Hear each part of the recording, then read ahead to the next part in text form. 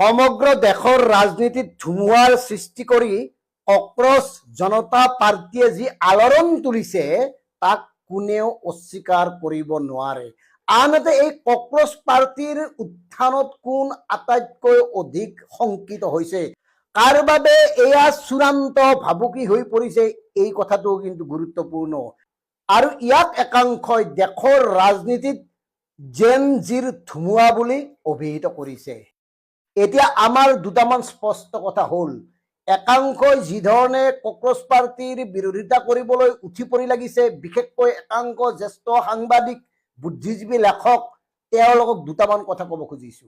কথাটো এয়াই, কক্ৰচ পাৰ্টীৰ নেপথ্যত কোন আছে, তেওঁলোকৰ ফলোৱাৰ পাকিস্তানৰ নে বাংলাদেশৰ, তেওঁলোকে ভাৰতবৰ্ষক অস্থিৰ কৰিব খুজিছে নেকি, এই সকলোবোৰ পৰীক্ষা কৰিবলৈ ভাৰত চৰকাৰৰ ব্যাগম বিভাগ আছে, ইণ্টেলিজেন্স আছে, তেওঁলোকৰ হাতত এৰি দিলো। কিন্তু আমি ক'ব খোজা কথাটো হ'ল, এই যে যিটো আন্দোলন, যিটো ধুমুহা, এই ধুমুহাৰ জৰিয়তে কক্ৰচ জনতা পাৰ্টীয়ে যিবোৰ বিষয় উত্থাপন কৰিছে, সেই বিষয়বোৰক অস্বীকাৰ কৰাৰ তথ্য যুক্তি আপোনালোকৰ হাতত আছে নে নাই? আৰু এয়া এটা প্ৰজন্মৰ খঙত পৰিণত হৈছে, ক্ষোভত পৰিণত হৈছে, বিদ্ৰোহত পৰিণত হৈছে। কিয় এই বিদ্ৰোহ? এই বিদ্ৰোহত অংশগ্ৰহণ কৰা, অৰ্থাৎ কক্ৰচ জনতা পাৰ্টীত যোগদান কৰা লাখ লাখ যুৱক যুৱতীৰ মনৰ কথা আপোনালোকে শুনিছে নে শুনা নাই? কিয় তেওঁলোকে এনেকে কক্ৰচ জনতা পাৰ্টীক সমৰ্থন কৰিবলৈ ওলাই আহিছে? আৰু এই গোটেই বিষয়বোৰ যদি আপুনি বিশ্লেষণ কৰে, পৰ্যবেক্ষণ কৰে, তেতিয়াহ'লে আপুনি কোনো কাৰণত কক্ৰচ জনতা পাৰ্টীক অস্বীকাৰ কৰিব নোৱাৰে। বৰ্তমান শাসক পক্ষৰ কাম কাজত যে নতুন প্ৰজন্মৰ বেছিভাগ লোকে ক্ষুব্ধ হৈ পৰিছে, তাৰ এই প্ৰমাণ কক্ৰচ জনতা পাৰ্টী। বৰ্তমান সময়ত যে নতুন প্ৰজন্মক সুখী কৰিব পৰাকৈ, সন্তুষ্ট কৰিব পৰাকৈ এইখন চৰকাৰে কোনো কাম কৰিব পৰা নাই, তাৰ এই ফলশ্ৰুতি কক্ৰচ জনতা পাৰ্টী। আৰু আমি মন কৰিছো, এই কক্ৰচ জনতা পাৰ্টীক ফল' কৰা অধিকাংশই নতুন প্ৰজন্মৰ। গতিকে নতুন প্ৰজন্মৰ চিন্তা চেতনা, তেওঁলোকৰ ইচ্ছা অনিচ্ছাক গুৰুত্ব দিবলৈ কিমান সমৰ্থ হৈছে এইখন চৰকাৰ। চৰকাৰৰ দুৰ্নীতি, নিবনুৱা সমস্যা, নিটৰ প্ৰশ্ন কাকত বাতিল আদিকে ধৰি একাধিক বিষয়ৰ বিৰুদ্ধে গণ জাগৰণৰ ৰূপ লৈছে কক্ৰচ জনতা পাৰ্টীৰ জৰিয়তে যুৱ প্ৰজন্মৰ ক্ষোভ আৰু বিক্ষোভে। গতিকে ইয়াক অস্বীকাৰ কৰাৰ উপায় নাই। আৰু তেওঁলোকে যি ইস্তাহাৰ প্ৰকাশ কৰিছে, তাত যিবোৰ কথা সন্নিৱিষ্ট কৰিছে, তাৰ এটা কথাও কোনেও অস্বীকাৰ কৰিব নোৱাৰে। এইকাৰণে কৰিব নোৱাৰে, বৰ্তমান সময়ত স্বতন্ত্ৰ সংবাদ মাধ্যমৰ অভাৱ। আদানী আম্বানীৰ দৰে বহুজাতিক গোষ্ঠীয়ে পৰিচালিত কৰা সংবাদ মাধ্যমৰ জৰিয়তে যে সাধাৰণ জনতাৰ বিষয়সমূহে স্থান নাপায় বা চৰকাৰৰ অপশাসনৰ বিৰুদ্ধে যে বাতৰি নলায়, এয়া স্পষ্ট কথা। আনহাতে ৰাজনৈতিক দলসমূহক একাংশ নেতাই যি ধৰণে ব্যৱহাৰ কৰিবলৈ লৈছে, সেয়াও কিন্তু চিৰিয়াছ বিষয়। কাৰণ মন কৰক, যদি কোনোবা ৰাজনৈতিক নেতাই বিজেপিৰ ভোট লৈ জয়ী হোৱাৰ পিছত কংগ্ৰেছত যোগদান কৰে, ঠিক তেনেকৈ কংগ্ৰেছৰ ভোট লৈ বিজেপিত যোগদান কৰে, তাৰ পিছত তেওঁলোকক এনেকে এৰি দিয়া উচিত নেকি? সেইকাৰণে দল বাগৰা ৰাজনৈতিক নেতাসকলক 20 বছৰৰ কাৰণে নিষেধাজ্ঞাৰ যি ইস্তাহাৰ প্ৰকাশ কৰিছে, এয়া কোনো কাৰণত অস্বীকাৰ কৰিবই নোৱাৰে। প্ৰতিটো ভোটৰ সুৰক্ষা, মহিলাৰ 50% আসন সংৰক্ষণ, এই বিষয়বোৰক কোনেও এৰাই চলিব নোৱাৰে, অস্বীকাৰ কৰিব নোৱাৰে। সেয়ে কৈছো, কক্ৰচ জনতা পাৰ্টীয়ে যিবোৰ মৌলিক সাম্প্ৰতিক জ্বলন্ত বিষয়সমূহ উপস্থাপন কৰি ইয়াৰ বিৰুদ্ধে জনজাগৰণৰ সৃষ্টি কৰিছে, ইয়াৰ পৰা অন্তত বিৰোধী দলসমূহে শিকা উচিত। নতুন প্ৰজন্মৰ এই ক্ষোভক সন্মান দিয়া উচিত, শ্ৰদ্ধা জনোৱা উচিত। কাৰণ আমি নিশ্চিত, এই কক্ৰচ জনতা পাৰ্টীয়ে নিৰ্বাচন খেলিবলৈ নাহে। প্ৰতীকী ৰূপত অৱতীৰ্ণ হোৱা কক্ৰচ জনতা পাৰ্টীয়ে কিন্তু বহুত কথা ৰাইজৰ মাজত উদঙাই দিছে, বহুত কথা। নেপথ্যত কোন আছে? মাৰগুলি। তেওঁলোকে যিবোৰ বিষয় উপস্থাপন কৰিছে, তাক কেনেকে কোনে অস্বীকাৰ কৰিব? সেয়ে কৈছো, নতুন প্ৰজন্মৰ এই ধুমুহাত তছনছ হৈ যাব পাৰে যিকোনো চৰকাৰৰে অপশাসন বা তেওঁলোকৰ দুৰ্নীতি। গতিকে ৰাজনৈতিক নেতাসকলৰ বাবে এয়া এটা ডাঙৰ পাঠ। কাৰণ আৰম্ভণি এদিন হ'বই, অপশাসনৰ শেষ আছেই, শেষ সকলোৰে আছে। গতিকে ৰূপান্তৰৰ কাৰণে এটা অজুহাত হ'ব পাৰে কক্ৰোচ জনতা পাৰ্টি। গতিকে প্ৰিয় দৰ্শক, কথাবোৰ নিজস্ব ধৰণেৰে চিন্তা কৰক। গুৱাহাটী বিশ্ববিদ্যালয় কৰ্তৃপক্ষই শেহতীয়াকৈ কৰা মাচুল বৃদ্ধিয়ে ছাত্ৰ ছাত্ৰীসকলক যথেষ্ট বিপদত পেলাইছে। বহু ছাত্ৰ ছাত্ৰীৰ উচ্চ শিক্ষাৰ সপোনবোৰ ধূলিসাৎ কৰিবলৈ আগবাঢ়িছে। ছাত্ৰ ছাত্ৰীসকলে নিৰ্বাচনৰ আগত প্ৰতিবাদ কৰি আছিল, অনশন পৰ্যন্ত কৰিছিল, কিন্তু বিশ্ববিদ্যালয় কৰ্তৃপক্ষই এই সম্পৰ্কে আলোচনা কৰা হ'ব বুলি জনাইছিল। শেহতীয়াকৈ নিৰ্বাচনৰ সময়ত প্ৰতিবাদসমূহ স্থগিত আছিল যদিও এতিয়া বিশ্ববিদ্যালয় কৰ্তৃপক্ষই যি জাননী কৰিছে ই সকলোকে বিপদত পেলাইছে। ছাত্ৰ ছাত্ৰীসকল হতাশ হৈছে, কাৰণ যিটো ছমহীয়া পাঠ্যক্ৰমত স্নাতকোত্তৰ শিক্ষাৰ বাবে ৭,৫০০ টকা খৰচ হ'ব লগা আছিল, এতিয়া সেই ছমহীয়া পাঠ্যক্ৰমত ১২,৫০০ৰ পৰা ১৪,৫০০ টকা পৰ্যন্ত খৰচ হ'ব। কমাৰ্চত যদি পঢ়িবলৈ বিচাৰে ২৫,০০০ টকা, মাইক্ৰ'বায়'লজিৰ ছমহীয়া কোৰ্চটোৰ বাবে ৩০,২৫০ টকা, এম.এডৰ ছমহীয়া পাঠ্যক্ৰমত ৫৫,০০০ টকা। এইদৰে বিভিন্ন বিষয়ত বিভিন্ন হাৰত, অস্বাভাৱিক হাৰত মাচুল বৃদ্ধি কৰা হৈছে। বিশ্ববিদ্যালয় কৰ্তৃপক্ষই ইয়াৰ বাবে কৈছে যে চৰকাৰৰ পৰা যি অনুদান তেওঁলোকে লাভ কৰিব লাগে সেই ধৰণৰ অনুদান তেওঁলোকে লাভ নকৰে। লগতে বিগত সময়ত চৰকাৰে যি নিযুক্তি হ'ব লাগে, আচলতে অস্থায়ী নিযুক্তি, শিক্ষকৰ বা অন্য কৰ্মচাৰীৰ অস্থায়ী নিযুক্তিসমূহ বন্ধ ৰাখিছে। গতিকে এনেধৰণৰ কথাবোৰৰ প্ৰতি লক্ষ্য ৰাখি বিশ্ববিদ্যালয় কৰ্তৃপক্ষই মাচুল বৃদ্ধি কৰিবলৈ বাধ্য হৈছে বুলি, চৰকাৰৰ অনুদান নোপোৱাৰ বাবে মাচুল বৃদ্ধি কৰাৰ বাহিৰে তেওঁলোকৰ উপায় নাই বুলি জানিবলৈ দিছে। অন্যহাতে বিশ্ববিদ্যালয়ত পঢ়ি থকা ছাত্ৰ ছাত্ৰীসকলে পাঠ্যক্ৰমসমূহত নামভৰ্তিৰ সময়ত মাচুল ৰেহাইৰ যি সুবিধা, চৰকাৰী সুবিধা আছে, আঁচনি আছে, এই আঁচনিৰ সুবিধাও নাপায়। গতিকে এনেধৰণে যদি বিশ্ববিদ্যালয় এখনত ইমান বেছি পৰ্যন্ত মাচুল বৃদ্ধি হয়, সাধাৰণ দুখীয়া মানুহৰ ল'ৰা ছোৱালী, খেতি কৰা মানুহৰ, ব্যৱসায় কৰা মানুহৰ, সাধাৰণ খাটি খোৱা জনতাৰ ল'ৰা ছোৱালীবোৰ ক'ত পঢ়িব, কিদৰে পঢ়িব? তেওঁলোকে উচ্চ শিক্ষা লাভ নকৰিব নেকি? অকল টকা থাকিলে, অকল ধনী ঘৰৰ সন্তান হ'লেহে, মাক দেউতাকৰ ভাল ভাল চাকৰি ব্যৱসায় থাকিলেহে ল'ৰা ছোৱালীয়ে উচ্চ শিক্ষা গ্ৰহণ কৰিব পাৰিব। আৰু যাৰ পইচা নাই কিন্তু সপোন আছে, ভালদৰে তেওঁলোকে শিক্ষা গ্ৰহণ কৰিছে, ভাল ৰিজাল্ট কৰিছে, ভৱিষ্যতে ভাল একোজন মানুহ হোৱাৰ সম্ভাৱনা আছে, তেওঁলোকৰ সপোনবোৰ কলিতে মৰহি যাব নেকি? আমি স্পষ্টকৈ চৰকাৰক দাবী জনাইছোঁ, স্পষ্টকৈ বিশ্ববিদ্যালয় কৰ্তৃপক্ষক দাবী জনাব বিচাৰিছোঁ যে মাচুল ৰেহাই কৰক। চৰকাৰকো এইটো দাবী জনাব বিচাৰোঁ যে আপোনালোকে যদি শিক্ষা ব্যৱস্থাটোতেই গুৰুত্ব নিদিয়ে, আপোনালোকে যদি উঠি অহা প্ৰজন্মটোৰ সপোনবোৰ এইদৰে ধ্বংসমুখী হ'বলৈ এৰি দিয়ে, আপোনালোকে যদি বিশ্ববিদ্যালয়খনক পৰ্যাপ্ত অনুদান নিদিয়ে, তেতিয়াহ'লে বিশ্ববিদ্যালয়সমূহ আগবাঢ়ি কিদৰে যাব? আমাৰ শিক্ষা ব্যৱস্থাটো আগবাঢ়ি কিদৰে যাব? ছাত্ৰ ছাত্ৰীসকলৰ সপোনবোৰ এইদৰে ধূলিসাৎ হ'বলৈ নিদিব। দুখীয়া ছাত্ৰ ছাত্ৰীসকলেও যাতে শিক্ষা ব্যৱস্থাটোৰ সম্পূৰ্ণ সুবিধা ল'ব পাৰে, তেওঁলোকে যাতে মাচুলৰ ৰেহাই লাভ কৰে, আৰু এইদৰে অভাৱনীয় হাৰত মাচুল বৃদ্ধি কৰি তেওঁলোকৰ ভৱিষ্যত ধ্বংসমুখী নকৰিব।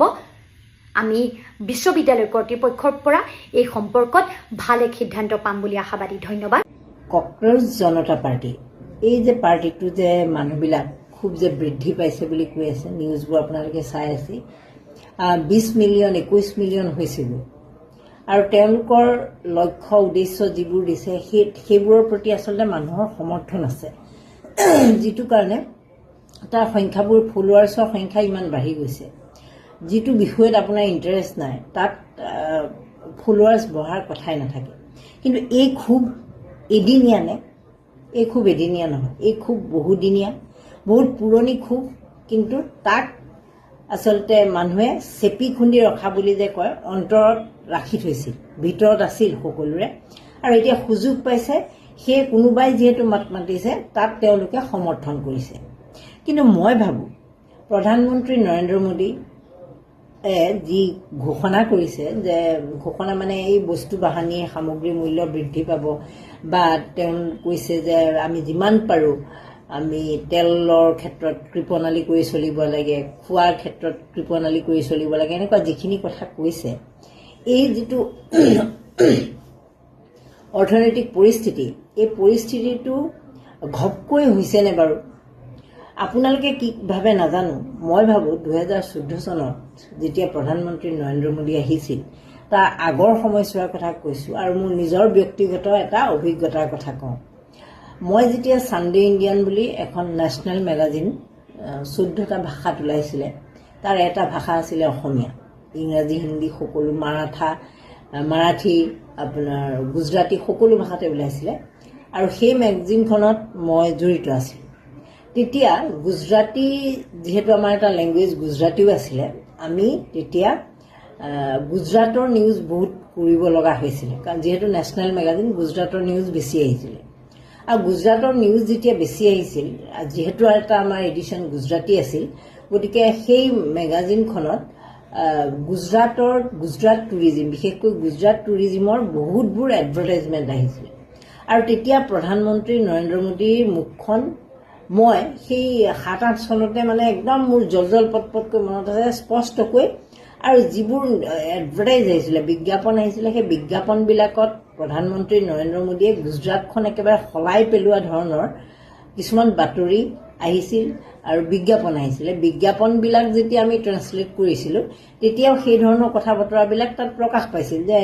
যেনেকৈ এতিয়া আপোনালোকে ইয়াত অসমৰ ক্ষেত্ৰত যিটো হিমন্ত বিশ্ব শৰ্মা একদম বৈপ্লৱিক পৰিৱৰ্তন অনা ধৰণৰ যেনেকুৱা বিজ্ঞাপন দি থকা হয়, তেনেকুৱা ধৰণৰ বিজ্ঞাপন একেটা সময়তে নৰেন্দ্ৰ মোদীয়ে সেই 2004, 5, 6, 7 এনেকুৱা চনৰ পৰাই আৰম্ভ কৰিছিল। আৰু সেইকাৰণে মোৰ কথাটো ভালদৰে মনত আছে। আৰু মই প্ৰায় নৰেন্দ্ৰ মোদীক ফ'ল' কৰাৰ দৰে হৈছিল। তেতিয়াই দেখিছিলোঁ যে এনেকুৱা ধৰণৰ উন্নয়ন হৈছে, এনেকুৱা ধৰণে কৰিছে, আমুক তামুক। তাৰপিছত যেতিয়া 14 চনত তেওঁ আহিল, ক্ষমতালৈ যেতিয়া আহিল আৰু যেতিয়া প্ৰধানমন্ত্ৰী হ'ল, সেই একেজন মানুহ যিজনক মই 6-7 চনত দেখিছিলোঁ, ফ'ল' কৰিছিলোঁ, সেইজন মানুহ 14 চনত আহি গ'ল। খুব ভাল লাগিলে যে এইজন মানুহটো গুজৰাটত বহুত কাম কৰিছিল, গতিকে এতিয়া আহিল। তাৰ 14 চনত অহাৰ পিছত ভাবিলোঁ যে এইবাৰ অসমক আৰু ৰাখোতা নাই, ভাৰতবৰ্ষক ৰাখোতা নাই, কাৰণ যিজন মোদীয়ে গুজৰাটক সলনি কৰি দিছে, এতিয়াতো সমগ্ৰ ভাৰতৰ দায়িত্ব তেওঁ পাইছে আৰু খুব ভাল কথা হৈছে বুলি তেতিয়া মোৰ ধাৰণা আছিল। মই নিজৰ কথাই কৈ আছোঁ। মোৰ যেনেকৈ ধাৰণা আছিল, মই ভাবোঁ সমগ্ৰ ভাৰতৰ সেই সময়ত তেনেধৰণৰে ধাৰণা আছিল। আৰু সেই সময়ত মোদী ঢৌ আছিল। মোদী ঢৌটোৰ কাৰণে কথাটো মানে তেনেকুৱা আমি সকলোৱে জানো মোদী ঢৌ, সেই মোদী ঢৌৱে আছিল সেই সময়ত। তাৰপিছত কথাবোৰ যেতিয়া 2016 চনৰ 8 নৱেম্বৰৰ দিনাখন যেতিয়া তেওঁ প্ৰথম এটা অদ্ভুত সিদ্ধান্ত ল'লে, সেই সিদ্ধান্তটো আছিল বিমুদ্ৰাকৰণ। সেই বিমুদ্ৰাকৰণৰ পাছত আপোনালোকে যিসকলে মোৰ ভিডিঅ'টো এবাৰলৈ যদি চায়, এই ভিডিঅ'টো বিশেষকৈ, তেতিয়াহ'লে আপোনালোক যে ভুক্তভোগী হৈছিল সেই কথাটো আপোনালোকৰ মনত পৰিব। আজিৰ পৰা 10 বছৰ আগৰ কাহিনীটো আপোনালোকৰ সকলোৱে মনত পৰিব। আপুনি, মই, আমিবোৰ যেতিয়া আছিলোঁ সেই সময়ত আমি ATM-লৈ যাবলগীয়া হৈছিল, দৌৰা-দৌৰি কৰিব লগা হৈছিল, পুৰণা ঘৰত থকা নোটকেইটা জমা দিবগৈ লগা হৈছিল, এনেকুৱা বিভিন্ন হৈছিল নহয় জানো? সেই এক্সপিৰিয়েঞ্চটো আমাৰ আছে। আপোনাৰ মোৰ সেই এক্সপিৰিয়েঞ্চটো হৈছিল। কিন্তু যিসকলে অসংগঠিতভাৱে ব্যৱসায় বাণিজ্য কৰি আছিল, সেইসকলে যিসকলে নগদ ধনৰ লেনদেনত ব্যৱসায় কৰি আছিল, তেওঁলোকৰ বহুতৰ ব্যৱসায় মৰি গৈছিল। ক্ষুদ্ৰ উদ্যোগবোৰ বন্ধ হোৱাৰ দৰে হৈছিল। নগদ ধনৰ লেনদেনবোৰ কমি যোৱাৰ কাৰণে বহুত সমস্যা সেই সময়ত ভাৰাক্ৰান্ত হৈছিল। কিন্তু যেতিয়া কেন্দ্ৰীয় চৰকাৰে তেনেকুৱা ধৰণৰ এটা সিদ্ধান্ত গ্ৰহণ কৰে, সাধাৰণতে কি হয়, ইম্পেক্টটো, প্ৰভাৱটো যিটো, সেইটো লগে লগে নপৰে। মানে আজি ঘোষণা হোৱাৰ লগে লগে 1 বছৰৰ ভিতৰতে আপোনাৰ মোৰ ওপৰত চাপটো নপৰে। চাপটো পৰে অকণমান দেৰিকৈ, কাৰণ গোটেই বস্তুবোৰ ভাৰতবৰ্ষৰ কোটি কোটি মানুহৰ মাজত প্ৰভাৱটো পৰিবলৈ হ'লে ঘপকৈ বস্তুটো নহয়। গতিকে যিসকলে সংস্থাপন হেৰুৱাইছিল, সেই সময়ত সংস্থাপন বহুতেই হেৰুৱাইছিল। যিসকলে হেৰুৱাইছিল আপোনালোকে গমেই পাব কেনেকুৱা ধৰণৰ সমস্যাৰ সৃষ্টি হৈছিল। তেনেকুৱা সময়তে, যিহেতু এইটো আছিল 16 চনৰ নৱেম্বৰ মাহৰ কাহিনী, মানে 17 চনৰ আৰম্ভণি বুলি ধৰি লওক। 17-18 ঠিকেই গ'ল, 19 চনৰ শেষৰ ফালে আহি গ'ল ক'ভিড। আৰু ক'ভিড মানে এই প্ৰভাৱটো আচলতে পৰিছিলগৈ 18 চন মানত আৰম্ভ হৈছিলহে, যে সেই অৰ্থনীতিৰ লোকচানৰ ঘাটিটো, ডিমনিটাইজেশ্যনৰ ঘাটিটো পৰিছিলগৈ এই 19 চনৰ প্ৰভাৱটো পৰিছিলে। মানুহে লাহে লাহে সেই সমস্যাটো অনুভৱ কৰিবলৈ লৈছিলহে। তেনেকুৱাতে ক'ভিড আহি গ'ল। ক'ভিড বুলি কোৱাৰ লগে লগে আপোনালোকে তেতিয়া আমিতো একেবাৰে এনেকুৱা শুনিছিলোঁ যে মানে গুৱাহাটীৰ হস্পিটেলবিলাকত বোলে মানুহ থ'বলৈ ঠাই নাইকিয়া হৈছে, যেনিয়ে তেনিয়ে বোলে থৈছে।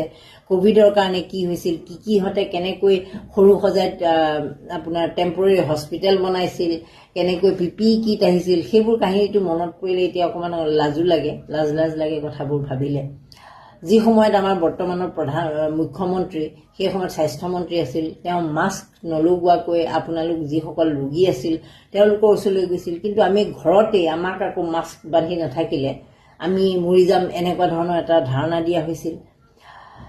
যিয়ে নহওক বাৰু তেনেধৰণে আমাৰ সময়বোৰ পাৰ হ'ল আৰু সেই তেতিয়া যে কোভিড আহি গ'ল, কোভিড অহাৰ কাৰণে চৰকাৰে যিহেতু নৰেন্দ্ৰ মোদীক মই এই যে 7 চন 6 চনৰ কথা যে আপোনালোকক ক'লো আৰু গুজৰাটক খুব ছাকচেছ মডেল হিচাপে দেখুওৱা বুলি ক'লো, সেই মানুহজনৰ বিজ্ঞাপনবোৰ তেতিয়া আমি পাই থৈছিলোঁ। গতিকে সেই মানুহজনে যেতিয়া এই কোভিডৰ কথাটো আহি গ'ল, তেতিয়া ডিমনিটাইজেশ্যনটো মানে বিমুদ্ৰাকৰণৰ বিষয়টো একেবাৰে তল পৰি গ'ল। বিমুদ্ৰাকৰণৰ লগত খাতিৰ বাতিৰ নোহোৱা ধৰণে যেন অকল এইটো বিমুদ্ৰাকৰণৰ লগত জড়িত নহয় বিষয়টো, এইটো কোভিডৰ কাৰণে আমাৰ দোকান পোহাৰবোৰ বন্ধ হৈ গ'ল। এতিয়াও আমি যদি মনত পেলাওঁ লকডাউনৰ কাৰণে হ'ল, কিন্তু লকডাউনৰ আগৰ দিনকেইটা আপোনালোকে মনত পেলাওক, আপোনালোকৰ অৱস্থা কেনেকুৱা আছিল। যিসকলে দোকান দি আছিল, যিসকলে সৰু সুৰা ক্ষুদ্ৰ উদ্যোগ গঢ়ি তুলিছিল, সেইবিলাকে মনত পেলাওক আপোনালোকৰ সেই সময়ত অৱস্থাটো কেনেকুৱা আছিল।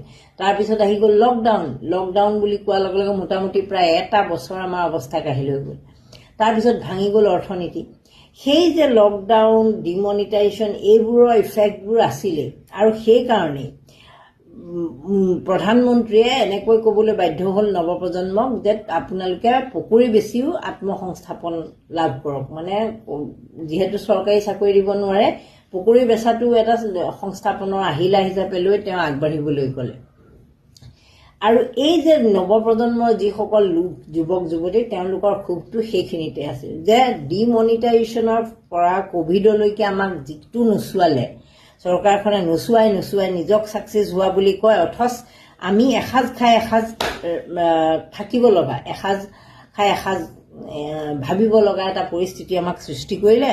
আৰু এতিয়া এই যে মধ্যপ্ৰাচ্যৰ যুদ্ধৰ কথা কৈ বাৰে প্ৰতি আমাক কৈ আছে যে মধ্যপ্ৰাচ্যৰ যুদ্ধ হৈছে, গতিকে আপোনালোকে খোৱা কমক, সামগ্ৰীৰ দাম বঢ়াওক। আপোনালোকে সকলোৱেতো ভুক্তভোগী, অকল মই নহয়। সেইটো যে মই বিজেপিক ভাল পাওঁ বা মই বিজেপিক বেয়া পাওঁ কাৰণে মই নহয়, প্ৰতিজন মানুহে ইয়াৰ দ্বাৰা ভুক্তভোগী হৈ আছে। গতিকে আপোনালোকে ভাবি চাওকচোন যে মধ্যপ্ৰাচ্যৰ যুদ্ধ বাৰু হৈছে, ঠিকে আছে, মধ্যপ্ৰাচ্যৰ যুদ্ধৰ কাৰণে এটা ব্ৰেডৰ দাম 5 টকা বাঢ়িব পাৰে নেকি? সেইটো পচিবল হয়নে? আপোনালোকে যিবিলাকে চিংৰা বনায়, কিবা বনায়, এইবিলাক যিসকল মানুহ এই ব্যৱসায় বাণিজ্যৰ লগত জড়িত বা হোলচেলত যেতিয়া এটা প্ৰডাক্ট বনোৱা হয়, তেতিয়া তাত খৰচ কিমান পৰে। যিমানেই পেট্ৰলৰ দাম বাঢ়িছে, ডিজেলৰ দাম বাঢ়িছে, তাৰ মেটেৰিয়েলটো যিটো ব্ৰেড বনাবলৈ ময়দা ব্যৱহাৰ কৰা হয়, যেনিবা সেই ময়দা ব্যৱহাৰৰ দাম বাঢ়িছে। গোটেইখিনি ধৰি ল'লেও এটা আপোনাৰ ইমানটো চাইজৰ ব্ৰেডত 200 গ্ৰামৰ ব্ৰেডটোৰ দাম 5 টকাকৈ বঢ়াব নালাগিছিল। কিন্তু 1 টকা বাঢ়ক, 2 টকা বাঢ়ক, কাৰণ হোলচেলত যেতিয়াই হৈ যায় বস্তুটোৰ দামটো সিমান খৰচ নপৰে। কিন্তু সেইটো হ'ল তাৰমানে এই ব্ৰেডৰ দামটোৰ পৰা আমি এটা নিশ্চিত হ'লোঁ যে চৰকাৰে মূল্য বৃদ্ধি নিয়ন্ত্ৰণ কৰিব পৰা নাই। যদি নিয়ন্ত্ৰণ কৰিব পাৰিলেহেঁতেন সেই ব্ৰেডৰ দামটো 20 টকাৰ পৰা 25লৈ জাপ নামাৰিলেহেঁতেন। যিহেতু ব্ৰেডত 20ৰ পৰা 25লৈ জাপ মাৰিছে, বাকী চাউল দালি চেনিটো আৰু বাহিৰৰ পৰা অহা বুলি কৈ পেলাই বিভিন্ন ধৰণৰ অজুহাত দেখুৱাব পাৰে, কেৰিং চাৰ্জৰ পৰা আদি কৰি। গতিকে মানুহৰ ক্ষোভটো সেইবোৰত আছে। মানুহে বুজি পাইছে যে নৰেন্দ্ৰ মোদী চৰকাৰ অহাৰ পৰা আমাক ডিমনিটাইজেশ্যন, GST, কোভিডৰ লকডাউন, অপৰিকল্পিতভাৱে য'তে ত'তে যি টি ধৰণৰ পদক্ষেপ, এই ঘটনাবিলাক তেওঁলোকৰ ফুকজহিৰ কাৰবাৰবিলাকৰ কাৰণে মানুহৰ ওপৰত প্ৰেছাৰ পৰিছে। আৰু প্ৰেছাৰ পৰাৰ কাৰণে এতিয়া চৰকাৰে এই ধৰণৰ পদক্ষেপ ল'বলগীয়া হৈছে। সেই কথাটো মানুহে ৰিয়েলাইজ কৰিছে। আৰু এটা কথা মানুহে ৰিয়েলাইজ কৰিছে যে আপোনালোকে জানে এতিয়া আমাৰ ইয়াত বলেবম বুলি কয়, উত্তৰ প্ৰদেশ, বিহাৰ, ঝাৰখণ্ড আদি ৰাজ্যত সেই বলেবমটোৱেই তাত কনুৱাৰ যাত্ৰা বুলি কয়। তাত কনুৱাৰ যাত্ৰা নে এনেকুৱা ধৰণৰ এটা শব্দ আছে। আৰু তেওঁলোকে সেইখিনি সময়ত মানে এই আমাৰ ইয়াত বলেবমৰ নিচিনা তাত যেনিবা দিনতো যায় মানুহবিলাক। এইখিনি আৰম্ভ হ'বৰ হৈছে। আৰু এই যে আৰম্ভ হ'বৰ হৈছে, এইখিনি সময়ত অংশ ল'বলৈ সেই মানে মই বলেবম বুলি কৈছোঁ, কানুৱাৰ যাত্ৰাত অংশ ল'বলৈ তাৰ মন্ত্ৰীসকলে, আমাৰ সাংসদসকলে যিবোৰ আছে, সাংসদ বিজেপিৰ, বিশেষকৈ বিহাৰী বা এনেকুৱা ধৰণৰ যিবোৰ হিন্দী স্পিকিং, তেওঁলোকে আহ্বান জনায় যে আপোনালোকে এই কনুৱাৰ যাত্ৰাত আহক, এনেকুৱা ধৰণৰ আহ্বান জনায়। ল'ৰা ছোৱালীক, যুৱ প্ৰজন্মক উৎসাহিত কৰে। মানুহৰ খুব সেইটোত যে আমি আমাৰ ল'ৰা ছোৱালীক কনুৱাৰ যাত্ৰাত পঠাব লাগে। মানে চবৰে নহয়, যিসকল সচেতন বা যিসকল নৱপ্ৰজন্মৰ ল'ৰা ছোৱালী, সিহঁতে ভাবে যে আমাক ঠিকেই যাবলৈ কৈছ, তহঁতৰ ল'ৰা ছোৱালী লণ্ডন আমেৰিকাত চাকৰি কৰিছে, লণ্ডন আমেৰিকাত পঢ়ি আছে, পইচা খৰচ কৰি পঢ়াই আছো, আৰু সেই যে পইচাটো পাইছ, কালিলৈকে এটা একেবাৰে পইচা নথকা এটা ভিক্ষাৰী টাইপৰ মানুহ গৈ বিধায়ক হোৱা বা মন্ত্ৰী হোৱাৰ পাছত সিহঁতৰ ইমান টকা হৈ যায় যে পুতেক জীয়েকক নি লণ্ডন আমেৰিকাত পঢ়াব পৰা হয়। সেই প্ৰশ্নটো আটাইতকৈ মানুহক ক্ষোভিত কৰি ৰাখিছে, বিশেষকৈ নৱপ্ৰজন্মক। এটা সময় আছিল আমি কিছুমান মানুহক ডাঙৰ মানুহ হিচাপে ধৰি লৈছিলোঁ। আমি যেতিয়া সৰু আছিলোঁ তেতিয়া আমি ভাবিছিলোঁ যে এই মানুহটো মন্ত্ৰী, ইহঁত বিৰাট পাৱাৰফুল। কাৰণ আমাৰ মা দেউতাই আমাক বুজাইও দিয়া নাছিল যে এইবোৰ আমুক ইলেকশ্যন জিকি পইচা পাইছিল, পইচা মাৰিছিল, এনেধৰণে সিহঁতে ধনী হৈছে, এই ধৰণৰ আমাৰ ধাৰণা সেই সময়ত আমাক দিয়া হোৱা নাছিল। কিন্তু এতিয়া যিহেতু আমি দেখিছোঁ, আমাৰ প্ৰজন্মৰ মানুহে আমি দেখি পেলাই গম পাইছোঁ যে ই 2 নম্বৰী কৰি পইচা ঘটিছিল। গতিকে এতিয়াৰ নতুন প্ৰজন্মৰ ল'ৰা ছোৱালীবোৰ বেছি তীখৰ, সিহঁত বেছি সিয়ান, সকলো হাতৰ মুঠিত সিহঁতৰ ডিজিটেল হেৰিয়াত থাকে। গতিকে সিহঁতে গম পায় যে আজি অসমত 126 গৰাকী বিধায়ক নিৰ্বাচিত হৈ আহিল। তাৰে মই ধৰি ল'লোঁ 50 গৰাকীৰ অৱস্থা যেনিবা ভাল নহয়। সেই 50 গৰাকীয়ে যেতিয়া আজিৰ পৰা 5 বছৰ পাছত তেওঁলোকৰ ল'ৰা ছোৱালী যেতিয়া একেলগে সেই গাঁৱৰ LP স্কুলখনত পঢ়ি থকা, গাঁৱৰ জাতীয় বিদ্যালয়খনত পঢ়ি থকা বা গাঁৱৰ কলেজখনত পঢ়ি থকা, স্থানীয় কলেজখনত পঢ়ি থকা ল'ৰা ছোৱালীকেইটাক নি যেতিয়া লণ্ডন আমেৰিকাত ৰাখিব, তেতিয়া সেই লগৰ প্ৰজন্ম যি ল'ৰা ছোৱালী আছে সিহঁতে গম নাপাব জানো যে মোৰ লগত কালিলৈকে দেউতাকৰ এই অৱস্থা আছিল, আজি সিহঁতে নি পেলাই তাত পঢ়াব পৰা হৈছে, বা কালিলৈকে এই অৱস্থা, আজি এই অৱস্থা। এই ধৰণৰ যিটো ড্ৰাষ্টিক চেঞ্জ বুলি কোৱা হয়, অকণমানকৈ আপুনি পইচা গোটাই কিবা এটা কৰিছে, ঘৰ এটা লৈছে, মাটি অকণমান কিনিছে, গাড়ী এখন কিনিছে, সেয়া আপুনি আপোনাৰ সামৰ্থ্যৰ ভিতৰত কৰিছে। কিন্তু আপুনি যদি কথা নাই বতৰা নাই, আপুনি কালিলৈকে আপোনাৰ একোৱেই নাছিল, কিন্তু পৰহিলৈ গৈ পেলাই যদি আপুনি এখন চাৰ্টাৰ কিনে, তেতিয়াহ'লে আপোনাৰ চকুত পৰিবই। সেই ধৰণৰ কথা বতৰাবিলাকৰ কাৰণে এই নৱপ্ৰজন্ম ক্ষোভিত হৈছে। কাৰণ তোমালোকে আমাক ধৰ্মৰ নামত এনেধৰণে ব্যৱহাৰ কৰি আছা, হিন্দু মুছলমান কৰিবলৈ শিকাইছা, খ্ৰীষ্টমাছ আহিলে খ্ৰীষ্টমাছ ট্ৰিৰ পৰা আদি কৰি খ্ৰীষ্টমাছৰ যিখিনি বস্তু হয় সেইখিনি জ্বলাই দিবলৈ কোৱা, বেলেগ কিবা ইংলিছ কিবা নিউ ইয়াৰ্ছ ডে আহিলে তোমালোকে মানিবলৈ নোকোৱা, অথচ তোমালোকৰ ল'ৰা ছোৱালীয়ে বাহিৰত গৈ নিউ ইয়াৰ্ছ ডে উদযাপন কৰে, খ্ৰীষ্টমাছ আটাইতকৈ ভাল এটা ফেষ্টিভেল বুলি তেওঁলোকে উদযাপন কৰে, আৰু আমাক তোমালোকে ব্যৱহাৰ কৰা সেইবোৰ কামত।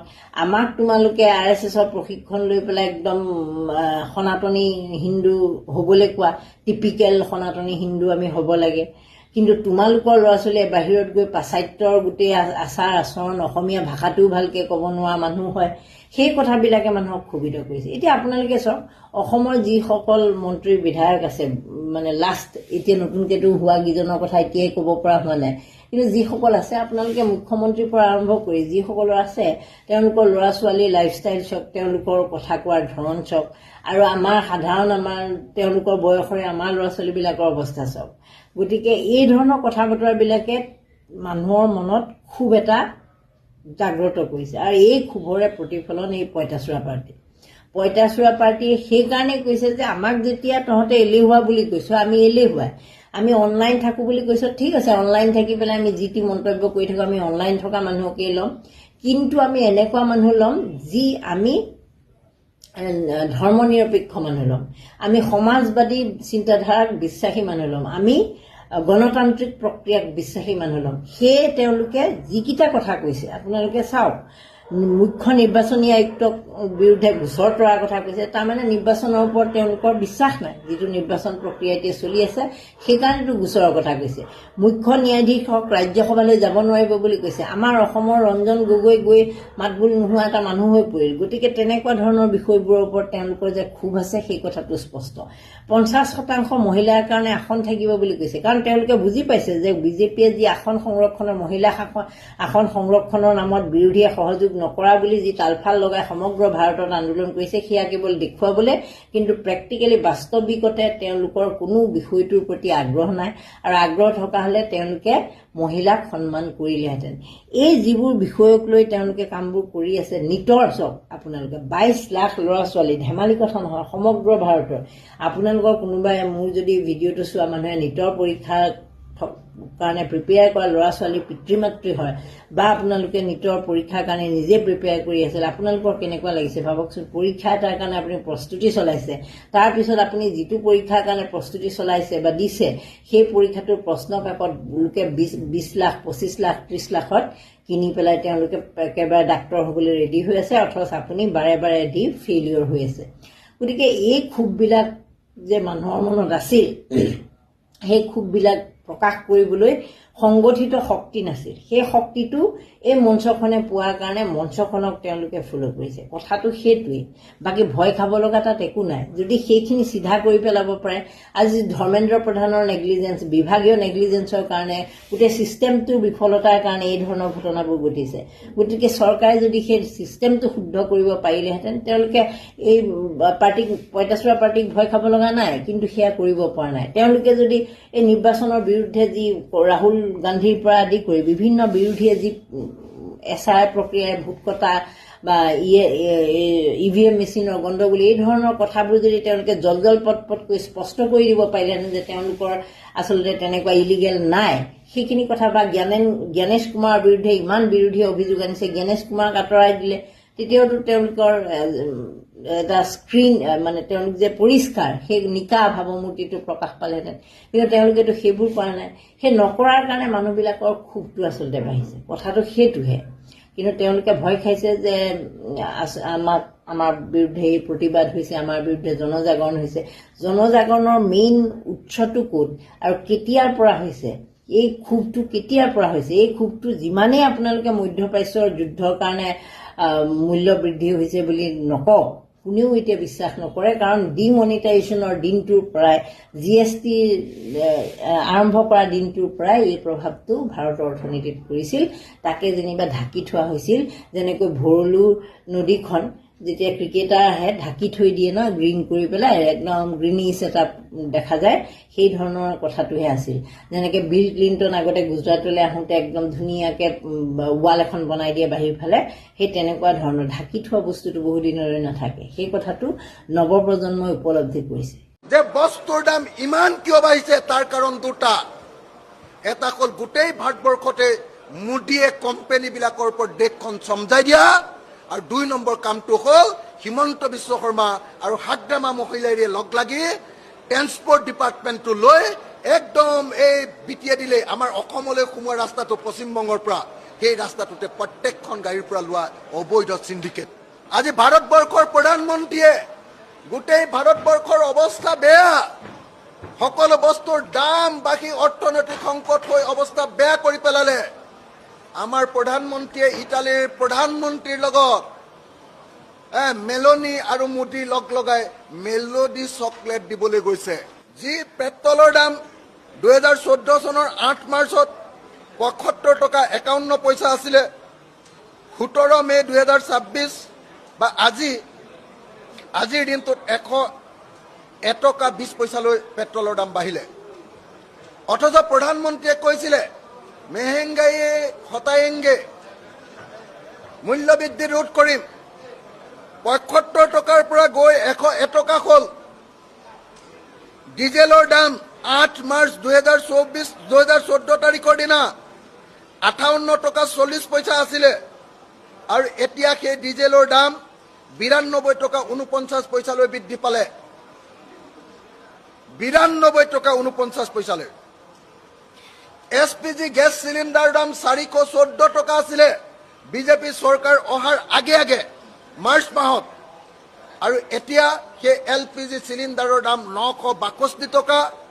আৰু এই মুহূৰ্তত অৰ্থনৈতিক সংকটৰ সময়ত এটা গেছ চিলিণ্ডাৰৰ দাম 2500ৰ পৰা 3000 টকা পৰ্যন্ত বৃদ্ধি পাইছে। এই কথা ৰাজ্যপালৰ সন্মুখলৈ গৈ মাত্ৰ 3 ফুট কাষৰ পৰা আমি দুইজনে চিঞৰি আজি ৰাজ্যপালক কৈছো যে আপুনি যিখন অসমৰ ৰঙীন ছবি দেখুৱাই আছে, সেইখন অসমৰ প্ৰত্যেকজন অসমীয়া মানুহে এটা গেছ চিলিণ্ডাৰ ভাতকেইটা খাবৰ কাৰণে এটা ৰন্ধন গেছ চিলিণ্ডাৰ কিনিবৰ কাৰণে 3000 টকা খৰচ কৰিবলগীয়া হৈছে। বৈধভাৱে তাৰ দাম 962 টকা, কিন্তু মানুহে কিনিবলগীয়া হৈছে অবৈধভাৱে 3000 টকা। আৰু আপোনাৰ চৰকাৰে কোনো ব্যৱস্থা গ্ৰহণ কৰা নাই। গতিকে আপুনি যি বক্তব্য প্ৰদান কৰি আছে সেয়া হ'ল সম্ৰাট নিৰুৰ বাঁহীৰ শব্দ। ৰুমনগৰ জ্বলি ছাৰখাৰ হৈ গ'ল, কিন্তু সম্ৰাট নিৰুৱে ৰুমনগৰৰ খবৰ ৰখা নাই। তেওঁ বাঁহী বজাই আনন্দত মত্ত হৈ আছে। আজি ভাৰতবৰ্ষৰ প্ৰধানমন্ত্ৰীয়ে গোটেই ভাৰতবৰ্ষৰ অৱস্থা বেয়া, সকলো বস্তুৰ দাম বাঢ়ি অৰ্থনৈতিক সংকট হৈ অৱস্থা বেয়া কৰি পেলালে। আমাৰ প্ৰধানমন্ত্ৰীয়ে ইটালীৰ প্ৰধানমন্ত্ৰীৰ লগত মেলনি আৰু মোদী লগ লগাই মেলোডি চকলেট দিবলৈ গৈছে। এয়াই হ'ল সম্ৰাট নিৰুৰ কাহিনী। আজি স্পষ্ট ভাষাৰে আজি আমি কৈছো যে 8 মাৰ্চ 2014 তাৰিখৰ দিনা সত্যম নামৰ যিটো ৰদ আছিলে 2800 টকা, সেই ৰদৰ দাম এতিয়া 7,400 টকালৈ বৃদ্ধি পালে। VIP ৰদৰ দাম 2800ৰ পৰা 7,500 টকালৈ বৃদ্ধি পালে। দুৰ্গাপুৰ ৰদৰ 1 কুইণ্টেলৰ দাম 2900 টকাৰ পৰা 7,600 টকালৈ বৃদ্ধি পালে। আৰু কামধেনু ৰদৰ দাম 1 কুইণ্টেলত 2,929 টকাৰ পৰা 7,800 টকালৈ বৃদ্ধি পালে। চিমেণ্টৰ দাম কিমান বাঢ়ি গ'লে বিজেপি চৰকাৰৰ দিনত? মানুহে ঘৰ কেনেকে বনাব? টপচেম চিমেণ্ট 300 টকাত যিটো কিনিছিলো 2014 চনত বিজেপি চৰকাৰ অহাৰ আগত, সেই টপচেম চিমেণ্টৰ দাম আজি 580 টকা। ডালমিয়া চিমেণ্টৰ এবেগৰ দাম 300 টকাৰ পৰা 590 টকালৈ বৃদ্ধি পালে। ষ্টাৰ চিমেণ্টৰ এবেগৰ দাম 300 টকাৰ পৰা 570 টকালৈ বৃদ্ধি পালে। মেক চিমেণ্টৰ এবেগৰ দাম 300 টকাৰ পৰা 550 টকালৈ বৃদ্ধি পালে। অমৃত চিমেণ্ট এবেগৰ দাম 300 টকাৰ পৰা 540 টকালৈ বৃদ্ধি পালে। আৰু বোকাজানৰ CCR চিমেণ্ট এবেগৰ দাম আছিলে 260 টকা, আৰু 260 টকাৰ পৰা এতিয়া 520 টকালৈ এক বেগ চিমেণ্টৰ দাম বৃদ্ধি পালে। এটা ইটা হিমন্ত বিশ্ব শৰ্মাৰ চৰকাৰ অহাৰ আগত ঘৰ বনাবলৈ এটা ইটা কিনিছিলো 4 টকা, আৰু এতিয়া হিমন্ত বিশ্ব শৰ্মা অহাৰ পাছত এটা ইটাৰ দাম 12 টকাৰ পৰা 14 টকালৈ বৃদ্ধি পালে। কেনেকৈ হ'বলৈ পাইছে? 1 ট্ৰেক্টৰ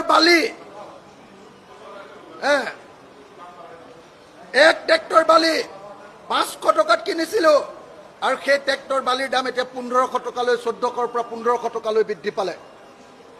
1 ট্ৰেক্টৰ পাথৰ 100 CM যিটো 1000 টকাত কিনিছিলো, সেইটো এতিয়া 2000 টকালৈ বৃদ্ধি পালে।